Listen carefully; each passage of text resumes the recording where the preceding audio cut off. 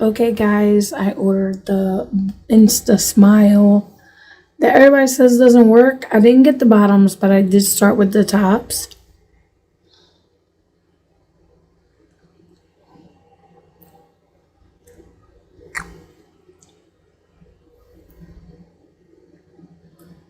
They're in there. I can work with them. I can talk with them. All that, right? Don't mind my pimple. Pimple disclosure. Anyway, for me, in order for me to get them not so bulky, because they were like out here, I shaved them down with the grinder. I customized them.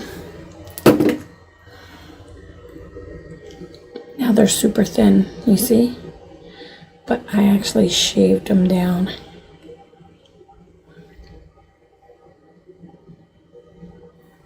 So go buy you some.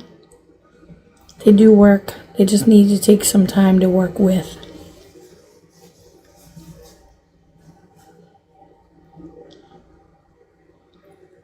The gums are natural looking too.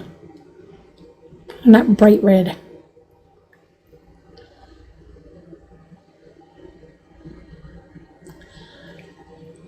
I feel like once I get my bottoms in, it'll be perfect.